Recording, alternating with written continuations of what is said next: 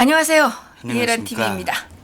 예, 북한에서 심심치 않게 불어오는 숙청 바람, 오늘 여기에 대해서 알아보도록 할 텐데요. 예, 오늘 아침 조선일보, 중앙일보를 비롯해서 각 언론들에서 지금 김명철이가 숙청의 위기에 처해 있다는 보도가 나왔습니다. 이에 대해서 우리 리버티 코리아 포스트의 정우남 기자님 모시고 알아보도록 하겠습니다. 안녕하세요, 기자님. 네, 안녕하십니까. 예. 오늘 뉴스 보셨죠? 네. 저는 그 김명철이가 예. 지난 6월에 예. 6월이었나요? 그 백악관을 단독으로 방문한 적 있죠. 예. 그때 김명철이가 그 숙청당할 수 있겠다라는 예언을 한 적이 있는데 드디어 이게 숙청설이 나오고 있습니다. 네. 어떻습니까? 내부 소식. 예. 우선 백악관을 방문했을 때 김영철이 단독으로 방문한 게 아니고요. 그 김영철 자체가 통역원을 항상 데리고 다닙니다. 통역원? 예. 네. 통역원은 북한의 공식적인 보위부도 아니고 보위총국 보위부가 따로 있습니다. 그렇군요. 예, 거기에 소속된 사람입니다. 네. 그러니까 김영철이 미국에 갔다고 해서 마음대로 말할 수 있는 처지는 아니다. 예. 그렇군요. 그런 점이 있고요. 지금 김영철 숙청설이 많이 떠돌고 있는데 네. 사실 김영철은 이미 숙청 대상자 명단에 올라 있었습니다. 원래? 네. 그건 또 무슨 얘기예요? 이 김영철에 대해서 얘기하자면 네. 2014년 이때를 한번 거슬러 갈 필요가 있는데요. 예. 당시 이 북방회사라고 중국의 북방회사라고 있습니다. 국방회사. 예, 이 중국의 북방회사가 예. 중국에서 제3위의 국방기업입니다. 군수기업입니다. 아주 큰 규모의 예. 군수기업이죠. 그런데 예. 여기에 이 북방회사 심양사무소라고 있습니다. 심양사무소. 중국의 북방회사라고 하는 아주 큰 군수회사가 군수공업 네. 군수공업 회사가 있는데 심양에 사무소가 있다. 네. 예. 근데 북한이 거기에서 전문 심양사무소로 무기를 넘겼습니다. 예, 그러니까 이 대전차 미사일이라든가 대공 미사일 이런 걸 많이 넘겼습니다. 네. 이 중국 정부가 이걸 고의적으로 그러니까 심양사무소를 통해서 북한의 무기들을 몰래 중동에 파는 이런 중개자 역할을 한 거죠. 예? 다시 말씀해 주시죠. 그러니까 이 북한이 예. 중동에 예. 중동 나라들의 무기를 파는데 예. 그러니까 이 북방회사 심양사무소를 이용해 먹었다는 겁니다. 중국 정부가. 그렇군요. 네.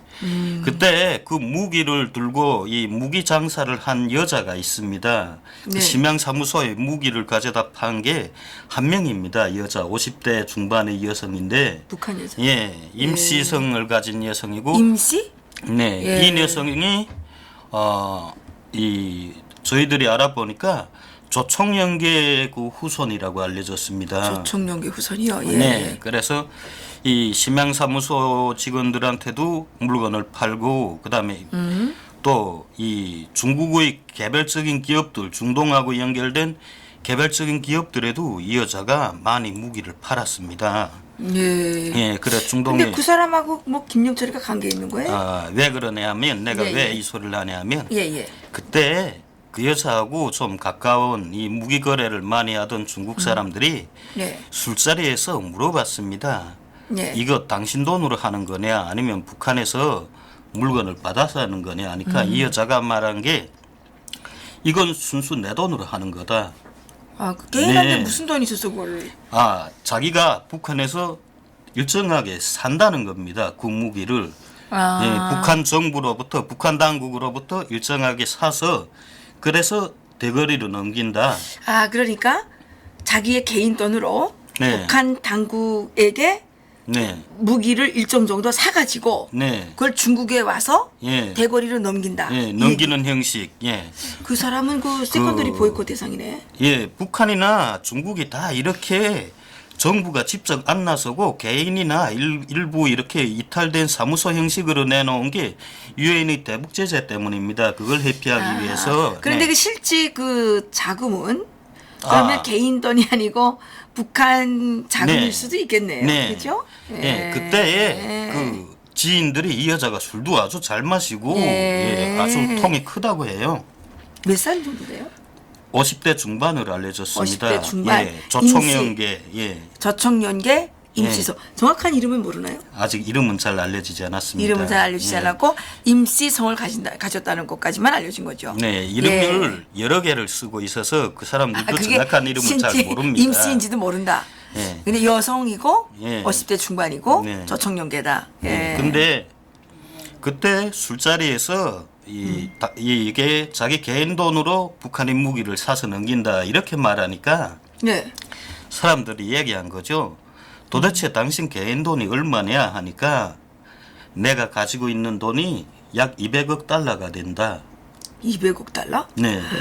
아, 200억이 아니라 잘못 말했습니다. 200만 달러가 된다. 200만 달러? 예, 나 200만 달러 정도 된다. 그걸 가지고 지금 이렇게 장사를 하는 거다 하니까 아, 200만 달러. 북한에서 200만 달러 개인이 돈을 가질 수가 없는데 그렇죠. 200만 달러면 대단한 돈 아닌가? 그럼요. 당신 북한의 최고 부자냐? 하고 물어보니까 예. 그 여자가 웃으면서 난 아직 북한 부자 계열의 10위권에 들자면 멀고도 멀었다. 근데 사실 뭐 북한에 네. 달러를 엄청 많이 가진 사람들이 있을 거예요. 있습니다. 예, 그래서 그때 당신보다 돈이 더 많은 사람이 누구냐 하니까 그냥 스치는 말로 말한 게 매봉회사 김철이 있지 않냐. 그때 그 매봉회사가 예. 시망에 사무소를 뒀습니다. 예, 예, 그 여자가 예. 그 사무소를 많이 이용했죠. 아, 네, 그랬군요. 그래서 내가 가 있는 저기 사무소 거기 김철이 있지 않냐. 김철. 예, 그게 김원홍의 아들입니다. 김철이가 예. 김원홍의 아들이죠? 네, 김원홍의 아들. 국가안전 네, 보이고. 국가보위성. 예. 국가보위성. 예. 예, 거기에 예, 보위상을 하다가 지난해 숙청됐죠. 네, 이 사람의 그 아들이 김철입니다. 그때 그렇죠. 그 네. 최고 돈줄하면서 뭐 예. 붉은 자본가 뭐 이러면서 네. 한동안 언론에 엄청 나왔어요. 예, 그때 그 여자가 예. 저기 있는 그 김철이 말이야. 걔는 한 500을 굴린다. 아. 그러니까 500만 달러를 500만 굴린다. 달러를 굴린다. 예. 네. 그 개인 돈인가 하니까 개인 돈이다. 그런데 북한에 부자들 예, 많네. 정찰총국 그 매봉회사 사장이었습니다. 김철이. 매봉회사. 예, 그렇죠. 그래. 예. 왜 이게 김영철이하고 관계되는가? 김영철이 정찰총국장이고 또 통전부장이며 통전부 그 담당 예, 비서 예. 아닙니까? 예, 대남 담당 비서죠. 그렇죠. 예. 네.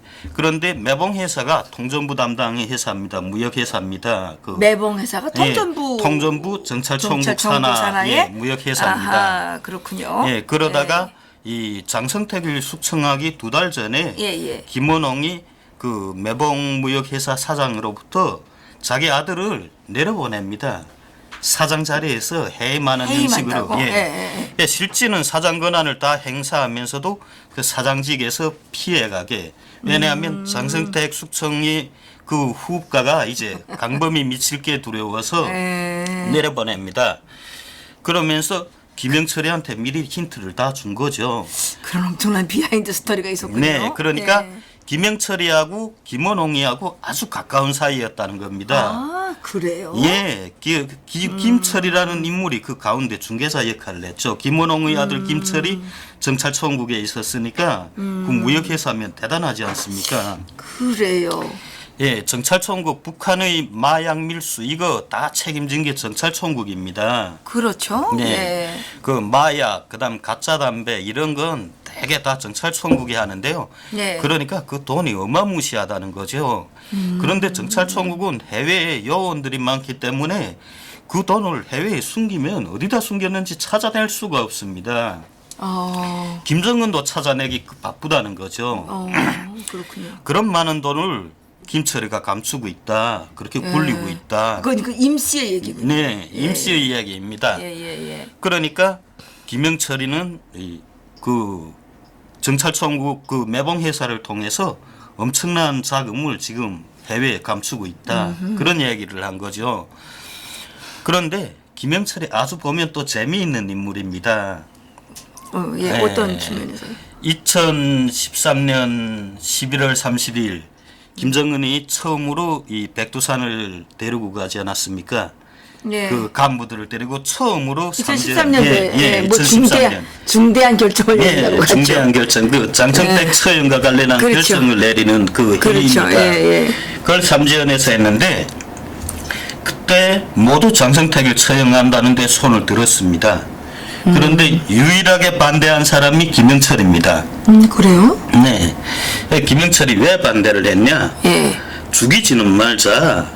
그냥 그 김정일이 그 후계자로 올라섰을 때 같이 후계 경쟁을 하던 김일성의 동생 김영주를 강제 특각에 쫓아버리지 않았습니까? 아, 예. 그리고 완전히 연금 상태로 만들지 않았습니까? 그랬죠. 그것처럼 야 이건 아무리 그래도 고모부인데 죽이는 건 좀 너무하지 않냐? 예. 그래서 죽이지는 말고 이렇게 완전히 그 김영주처럼 이렇게 가택연금 상태를 만들어 놓으면 되지 않냐? 아하. 예. 그랬는데 뭐 오리구신. 네. 그래서 오리구신이라는 거죠. 예. 그런데 이게 김영철의 결론이 이때 왜 김정은에게 먹혀들었냐? 김정은이 쟤는 저기 진심으로 한 말이다 속으로 그렇게 생각했다는 거죠. 그래서 후에 김영철의 문제를 건드릴 때 나더라. 김영철이 그렇게 좀 솔직하게 말하는 사람도 있어야지 따풍을 치면 누가 그 진실된 말을 하겠냐. 그래서 김영철이가 살아남았습니다. 그리고 사실 김정은이 장성택 처형을 하고 엄청 많은 후회를 했습니다. 그렇지. 자기한테 손해나는 거지 그게. 네, 엄청 자기한테 조언을 줄 유일한 사람을 잃어버렸다는 거죠. 그리고 엄청난 그 백그라운드죠. 네. 보호막이지 사실은. 그렇죠. 자식도 없는 장성택이 뭐 그렇죠. 김정은 자리를 노리겠습니까? 욕심을 어쩌겠습니까? 그렇지. 욕심을 부려봐야지. 네. 예. 그렇게 돼서 사실 김영철이는 그때부터 북한 간부들 속에서 조금 눈에 났습니다. 그랬어요? 네, 그때부터 눈에 났는데 김원홍이가 뒤에서 든든한 받침돌이 됐다는 거죠. 자기 아들이 정찰총국에 있으니까. 그리고 정찰총국 무역회사가 왜 중요한가? 예. 북한의 일반 무역회사들하고 다르다는 거죠. 예. 노동당 38호실, 39호실이 금이나 은 이런 예. 주요 철강석을 몽땅 수출할 권한을 가졌습니다. 예. 그런데 마약류는요. 철저하게 정찰총국이 다 수출을 합니다. 마약류, 그다음에 양주, 가짜 양주 이런 가짜 거, 양주.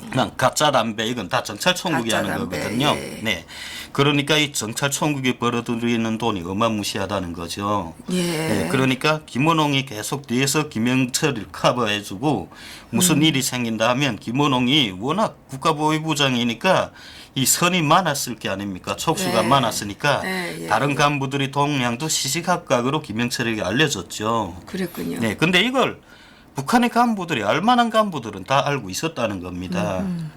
그래 작년에 김원홍이 숙청될 때에 아주 유심히 지켜봤습니다. 김영철이가 숙청되겠는데 왜 김영철이는 가만 놔두지? 예. 근데 한꺼번에 다 숙청할 수가 없었던 겁니다. 그러면 북한 당국이 가뜩이나 그 숙청 바람 때문에 김정은에 대해서 국제적으로 막 그런 규탄의 목소리가 높은데 오히려 이미지가 더 흐려진다. 그래서 한꺼번에 숙청을 못했는데 대신 김철이는 아주 잡아서 호되게 족쳤죠. 예. 김철이 감춘 자금을 아직 다 찾지 못했다고 합니다. 북한도. 역시 김철이가 해외에 막대한 자금을 감췄다는 거죠. 김철이가? 예. 아하. 그런데 그리고 김원홍도 솔직히 김원홍이나 김철이가요 마카오에 집 2채씩 사놓았습니다. 그래요? 예, 그런 정도로 집 자기네 개별적인 돈으로 집 2채를 사놓고 마카오에? 예, 김영철 김영철이가? 김철이 김철이가? 예. 그러니까 국가보위상을 하던 김원홍의 아들 김철이 마카오에 집 2채를 사놓고 그다음에 김명철에게도 한 채를 사주었다 이런 말이 있었습니다. 이거 공공연히 막 북한에서 나돌던 말이거든요. 그 소문이 그떠더라고요. 네, 그 정도로 실제 그 돈을 많이 축적했습니다. 그러니까 김철이를 치게 되면 당연히 김영철이 자료가 엄청 나온다는 거죠. 네, 그런데 그렇군요. 지난해 김원홍을 숙청했으니까 김철이를 족친 거죠. 이젠 완전히. 그러니까 김원홍에 대한 지금 정찰총국장 김영철에 대한 자료가 엄청 쏟아진 겁니다. 네. 그리고 김철의 주변 인물들도 다 쳤다고 합니다. 예. 그러니까 결국 김철의 주변 인물들을 다 쳤다는 건 김영철을 친 거나 마찬가지입니다. 왜냐하면 김철의 주변 인물들이라는 게 다 정찰총국에서 한다는 인물들이 아닐 겁니까? 그러겠죠. 네, 그러니까 정찰총국장이며 대남선전 담당 비서인 김영철을 친 거나 마찬가지라는 거죠. 아. 예, 그래 어차피 김영철은 예고된 숙청이었다. 그런데 걱정 마십시오. 지금 북한이 지금 각 지방으로부터 당 대표자 회의를 하고 있습니다. 당 대표자 회의라는 게 각 지방에서 사실 이게 형식적인 겁니다. 다 미리 짜놓은 케이스에 뭐 그냥 대표자를 선출한다 이런 건데 뭐냐면 당 대회와 대회 사이에 당 대표자 회의라는 걸 한번 하게 그렇죠. 됩니다. 예, 있죠. 예. 그러니까 7차 당대회를 하고 네. 2020년에 8차 당대회를 해야 하는데 그 사이에 당 대표자 회의가 한번 있어야 됩니다. 예. 그래 내년도에 당 대표자 회의가 있고 최고인민회의가 있습니다. 내년도에 최고인민의 대의원 선거하지 않아요? 네, 최고인민의 대의원 선거도 있고 당 대표자 회의도 예, 있습니다. 그래서 지금 당 대표자 회의를 지방에서 막 하고 있으니까 네. 아마 최고인민회의하고 당 대표자 회의가 함께 있지 않겠냐 이런 추측이 많이 돌고 있습니다. 그래 뭐 형식상으로는 그렇습니다. 지방에서 당 대표들이라는 걸 뽑습니다. 이 사람들이 모여서 각 시군에서 또 도에 올라가서 그 대표들끼리 또 대표를 뽑습니다. 근데 대부분의 숙청들이 당 대표자 회의 이럴 때 많이 진행되잖아요. 네, 그렇죠. 최고인민회의 그다음 예, 당 예, 대표자회 이때 많이 이루어지는데. 그렇죠. 무슨 네. 전원회의. 그렇죠. 뭐 당대회 할 때는 숙청은 안 해요. 예. 근데 대부분의 숙청의 그 패턴을 보게 되면 그 전원회의나 무슨 당 대표자 회의나 이럴 때 정치국위원회, 예, 노동당 정치위원회 정치국위원회. 뭐 이런 거 할 때 숙청을 많이 하죠. 네. 그럼 그때 김영철이가 숙청되는 거예요? 네, 그래서 지금 네. 네, 그 얼마 전에 제가 말씀드린 항병서도요.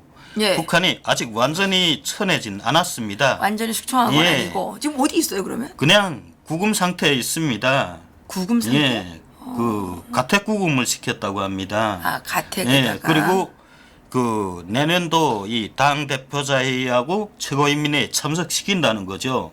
김원홍이도 이 김원홍인 게 아니라 이제 김영철이도 내년도에 다 그 회의에 참석할 겁니다. 장성택이도 그런 회의에서 숙청당한 거 예, 아니에요? 그러니까 이 회의에서 공식적으로 회의를 열고 최고인민회의에서 회의하는 방식으로 숙청을 한다. 예. 아니면 뭐 그 자리에서 수갑을 채워 갖고 갈지도 모르겠네요. 그 수갑은 채우지 않을 겁니다. 장성택 그 자리에서 이 수갑 장성택 그 사건의 여독이 김정은에게 엄청나게 많이 그 해를 입혔거든요. 그래서 그랬어요? 지금은 그 내용이?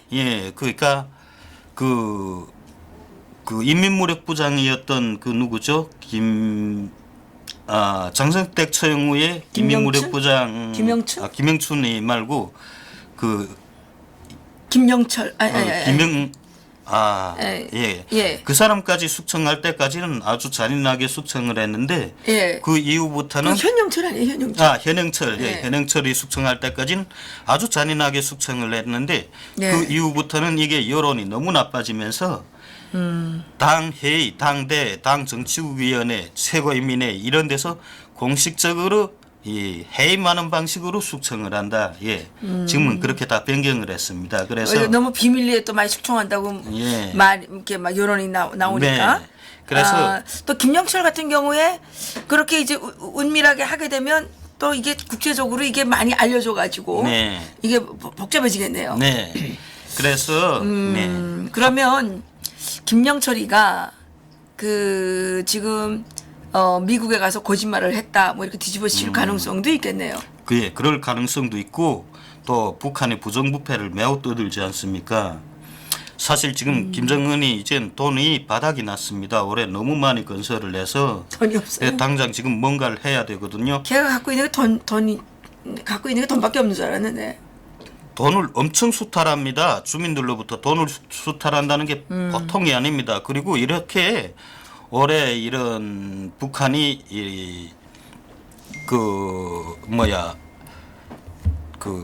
이 무역회사 여러 건을 무역회사 사장들 목을 쳤습니다. 뭐 그때 예, 예. 올 봄에 많이 네. 했잖아요. 예, 예. 봄에 많이 쳤는데 이 사람들로부터 돈을 엄청 회수를 냈습니다. 예. 예, 그리고 이자 김철이나 그다음에 김영철 같은 사람들을 숙청하면 또 더 돈을 엄청 빼앗는다는 거죠. 예. 그 그럼 사람들이 김영철도 돈이 많은가요? 엄청 많은 걸로 알려졌습니다. 아, 김영철이가? 예, 워낙 오래 저기 붙어 있었으니까 그게 자기 산하에 정말 그 매봉회사라는 걸 후에 해체를 했습니다. 강성무역하고 함께 해체를 했는데 겉으로 해체를 한 뿐이지 실제는 해체가 안 됐습니다. 그냥 그대로 운영됐고요. 그런 이상 정말 북한에 어마무시한 돈이 김영철에게 있었다는 거죠. 아, 이번에 다 털렸나요? 그러면? 아직은 지금 터는 중이죠. 터는 중? 예. 그래서 그래서 아마 그 김명철도 그래, 김철도 그래 이제 다 이 한꺼번에 두들겨 친다는 거죠. 아, 그렇군요. 그게 아마 내년도 최고인민회의가 될 겁니다. 그리고 노동당 대표자 회의가 될 겁니다. 뭐 노동당 대표자 회의는 사람을 해임하고 이런 회의가 아닙니다. 그 당대회를 언제 한다 이런 걸 결정하는 회의입니다. 회의인데 예. 그런데 그동안 보면 뭐 대표자 회의나 정치국 뭐 위원회나 뭐 전원회의 뭐 이런 데서 수청을 좀 많이 했잖아요. 예. 근데 내년에 최고인민회의가 있으니까 아마 최고인민회의가 2월 16일 김정일 생일 이전이 아니면 4월 달에 있을 걸 얘기하는데 대개 지금 2월 달에 있을 거다. 당 대표자회의하고 함께 있을 것 같다. 이렇게 얘기들을 하고 있거든요. 그러니까 그렇군요. 네, 그때에 이제 공식적으로 해임을 하고 해임시켜 놓고 완전히 쳐버린다는 거죠. 그렇겠네요. 네. 그러면 이 북한의 이 숙청 바람이 결국은 김정은이 숙청되지 않는 한 계속 되겠네요. 네. 계속 뭐 이건 끝이 없습니다. 끝이 없겠- 그리고 더욱이나 올해처럼 이렇게 김정은이 궁지에 몰리면 그리고 주민들을 엄청 수탈을 하니까 김정은에 대한 이런 게 역효과가 엄청납니다. 김정은이 저 그렇군요. 완전히 저렇게 악착한 놈이 세상에 사람들이 그럽니다. 예. 예, 둘째 며느리를 만나봐야 첫째 며느리 좋은 줄 알았다고. 그래요. 정말 예. 김정은을 만나고 보니 김정일은 정말 아무것도 아니었다는 거죠. 야, 정말 예. 김정은은 한창 신선이고 양반이었다. 예. 김정은이 쟨 정말 인정사정 없고 무지막지하다. 그런 이미지 한골 탈퇴를 위해서라도 예. 숙청을 반드시 해야 된다는 겁니다. 근데 문제는 예. 이런 숙청이 계속되면 간부들의 불안이 계속 높아지는 겁니다. 그러다가 뭐 김정은까지 예. 숙청되겠네요. 그러지 않아도 지금 민심이 매우 소란스러운데 간부들까지 계속 동요를 하면 나중에 숙청될 건 김정은입니다. 그렇겠네요. 예. 그래서 제가 빠르면 2019년이다. 멀지 않았다. 김정은 이제 두고 봐라. 그런데 네, 지금 다 대한민국 이유가 있습니다. 예, 네. 대한민국에서 계속 김정은을 지금 데려오려고 애를 무지무지 쓰고 있지 않습니까? 그 오늘 뭐 지금 그 7억 원을 들여가지고 남북 철도 착공식을 한다고 하는데 사실은 이게 김정은을 계속 바라봤던 이유가 이 착공식을 김정은한테 검열 맞추려고 그랬던 게 아닌가 싶은 그 생각이 좀 들어요. 생각이 드는데 지금 북한에서도 이렇게 숙청바람이 열어나게 불고 있고 지금 대한민국도 역시 숙청바람이 열어나죠. 예. 적폐청산이라고 그래가지고 그 서울구치소에 갔다 오신 분 얘기가 지금 그 안에 뭐 다 직무유기 전 정권 인사들이 다 직무유기로 지금 구치소에 끌려가가지고 지금 다 그렇게 잡혀가 있다고 그래요. 그 북한도 그 김정은이 숙청돼야만 숙청바람이 끝나는 것처럼 대한민국도 문재인이 적폐로 청산돼야만 적폐 청산 바람이 멈추지 않을까 이런 생각이 드는 오늘 하루인 것 같습니다. 네. 그러면 그 내년도 최고인민회의 대의원 선거를 또 하려면 예. 물론 뭐 북한은 뭐 100% 투표에 100% 투표에 100% 찬성이라고 이제 하겠죠. 근데 요즘은 조금 창피한지 100%는 안 하고 99.몇 프로 이렇게 하더라고요. 옛날에 100%였는데 지금은 살짝 바꿔가지고 99점 몇 프로 이렇게 이제. 예, 뭐 원양 어선을 탄다거나 뭐 해외에 나가 있는 그 주민들을 빼면 뭐 99점 몇 프로다. 결국 100%라는 거죠. 그러니까 옛날엔 100%였어요. 예. 그랬는데 요즘은 그렇게 하는데 거기도 뭐 민심이 이제 그 선거에 뭐 관계 있을까요? 그래서 전혀 관계가 없습니다. 다만 여러분 이 나라에 뭐 야당에 있는 일부 인사들 뭐 제노라고 하는 자들이 이렇게 떠버렸습니다. 야당? 자, 예, 야당? 예. 아, 여당? 야당인 게 아니라 여당? 여당. 더불어민주당? 예, 예. 이렇게 말한 거 있습니다. 예. 자, 지금까지 그 북한 정권이 이 쭉 이어오면서 김정은만큼 인민을 잘 돌보는 지도자를 봤냐? 그랬어요. 네, 북한 주민들 지금 이렇게 말하고 있습니다. 둘째 며느리를 만나봐야 첫 며느리 정을 안다고. 정말 김정일이는 양반이었다, 신선이었다. 아, 김정은이에 비하면 김정일이는 양반이었다. 예, 예. 그렇게도 착지가 막 엄청나다는 거죠. 예, 그렇죠. 예, 요즘에 그 대한민국의 20대가 하는 얘기랑 비슷하네요. 네. 예, 박근혜 정권을 몰아내면 정말 지상낙원이 오는 줄 알았는데 문재인 정권 맞고 보니까 이거야말로 지옥으로 지금 가고 있지 않습니까? 예, 뭐 착공식 하는데 7억, 남북 연락서 만드는데 100억을 탕진했다고 아리수라는 님께서 이렇게 올려주셨는데 그렇죠. 지금 그래서 20대가 지금 몽땅 다 지금 문재인 정권에 지금 반기를 들고 나섰죠. 북한하고 남한하고 이게 어떻게 쌍둥이인가요? 비슷해요. 예. 정운이 무너지는 날 문재인도 같이 무너질지 예, 모르겠습니다. 어쨌든 예, 첫째 며느리, 둘째 며느리 맞아봐야 맏며느리 정중을 한다고 이런 말이 있죠. 예, 그것처럼 예, 박근혜 대통령을 예, 그렇게 막 촛불 들고 나와서 막 탄핵을 했는데 결국 탄핵시켜서 촛불혁명으로 만든 정권은 우리의 모든 서민들의 삶을 지금 막 죽탕을 치고 있잖아요. 죽탕을 302만 그 자영업자가 폐업을 해서 문을 닫고 있고 지금 뭐 대기업까지도 최저임금을 맞추지 못할 정도라고 하니 예, 다 월급 타는 사람만 남으면 월급 주는 사람이 있어야 월급을 타는 사람이 있을 거 아니에요. 그 누가 월급 줘요? 다 문재인한테 가서 월급 달라고 그래야죠. 그러고 보니 진짜 둘째 며느리 만나봐야 첫 며느리 정을 한다. 이건 뭐 북한뿐만 아니라 남한도 정말 예, 이게 비슷하네요. 지금 남북한이 똑같아요. 통일되려고 예. 그래요. 통일되려고. 예, 통일되려고 하다 보니까 남북한이 지금 아주 닮은 꼴로 네. 가고 있는 것 같습니다. 예, 국민 여러분이 지금 잘 선택해야 됩니다. 이게 나는 지금 요즘에 무슨 생각이 드냐면 문재인 찍은 사람들한테 우리가 다 그 뭐 소송을 좀 해야 되겠다. 네. 피해 보상을 내라. 너네가 찍어가지고 우리 좀 찍지 않은 사람들까지 이게 고통을 겪고 있지 않냐. 그러니까 문재인 찍은 그 투표자들을 찾아가서 여기 집단 소송을 좀 했으면 좋겠다는 생각이 들어요. 예, 그렇죠? 네. 예. 또 대한민국에 와서 살고 있는 이 탈북자들 중에는 김정은, 김정일 이 정권 하에서 그 감옥에 끌려가서 고문을 당한 사람들이 엄청 많은데, 예, 오토 원비오 사망에 대해서 미국 지금 네.